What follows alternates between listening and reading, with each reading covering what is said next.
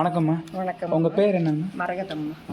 சரிம்மா, நீங்கள் எத்தனை வருஷமாக விவசாயம் பண்ணுறீங்க? நாங்கள் ஒரு 30 வருஷமாக விவசாயம் 40 வருஷமாகவே விவசாயம் பண்ணிட்டு இருக்கோம். எந்த ஊருங்கம்மா? இப்போ தாடியூர். தாடியூர்.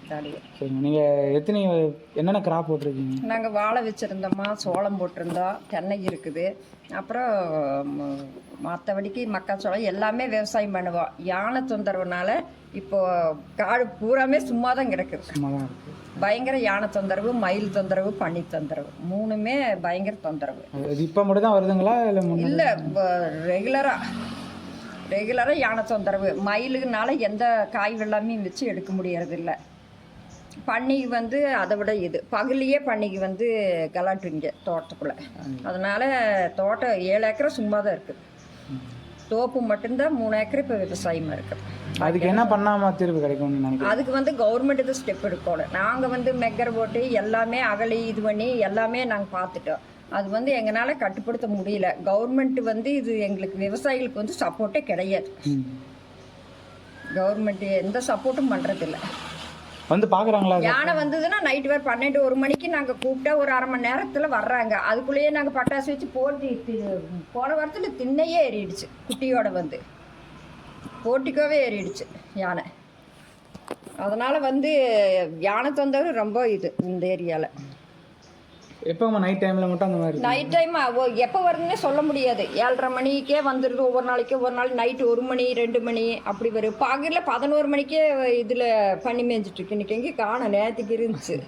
அந்த எருவில் பறச்சிட்ருக்கு. 11 மணிக்கு எத்தனை பெருசு இருக்குது. ஒரு 250 கிலோவே இவளுக்கு. எதுவும் கவர்மெண்ட் ஸ்டெப் எடுக்க மாட்டேன். கவர்மெண்ட் எந்த ஸ்டெப்பும் எடுக்கிறது இல்லை. இதுக்கு விவசாயிகளுக்கு கவர்மெண்ட் சுத்தமாக சப்போர்ட்டே கிடையாது.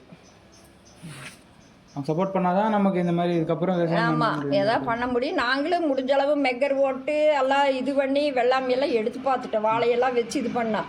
என்ன இன்னைக்கு ஒரு பக்கம் யானை அத்துட்டு போயிடுச்சுன்னா ஒரு 10 கிலோமீட்ரு. அது அந்த கம்பி இழுத்து கட்டுறக்கு அந்த ஆள் வந்தான்னா 1500 ரூபா கொடுத்தா தான் அந்த ஆள் வர்றா. 10 நிமிஷத்து வேலை தான். அது டைட் பண்ணி விட்டு போட்டு போனால் அதை விட்டு ஒரு 10 கிலோமீட்டர் தள்ளி மறுச்சு எடுத்து போடுது. நாங்களும் 1 வருஷமாக போராடி பார்த்துட்டோம்.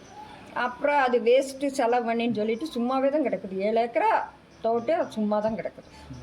3 ஏக்கரா மட்டும்தான் தோப்பு. அப்புறம் மற்றபடிக்கு எதுவுமே இல்லை. இப்போ கொஞ்சம் சோளம் போட்டிருக்கிற மாட்டுக்கு வேண்டி. அதுவுமே யானை எல்லாம் இதாகி போச்சு, டேமேஜ் ஆகிடுச்சு. இது புதுசாக எதாவது பண்ணுறீங்களாம்மா? புதுமையான விவசாயம் ஏதாவது? புதுமையாக விவசாயம் எதுவுமே பண்ண முடியாது. பண்ண முடியாது. ஏன்னா காய் எல்லாமே இப்போ தக்காளி கத்திரி இதெல்லாமே வச்சா நல்லா வரும் எங்கள் இதுக்கெல்லாம். ஆனால் மயில் தொந்தரவுனால எதுவுமே செய்ய முடியாது.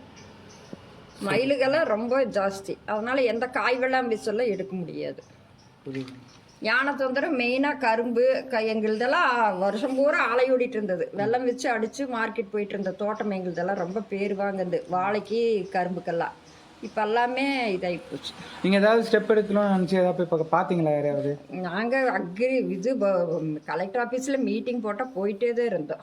அது கவர்மெண்ட் அப்போதைக்கு சொல்கிறாங்களே ஒழிய அதை ஸ்டெப் எடுத்து எதுவும் பண்ணுறதில்ல. பண்ணுறேன்னு சொல்லியிருக்காங்களா? பண்ணுறேன்னு சொல்கிறாங்க. அகலி எடுத்துட்றோம் இது பண்ணுறோன்னாங்க. அது இது இல்லை. கவர்மெண்ட்டோட இது விவசாயிகளுக்கு சப்போர்ட் இல்லை.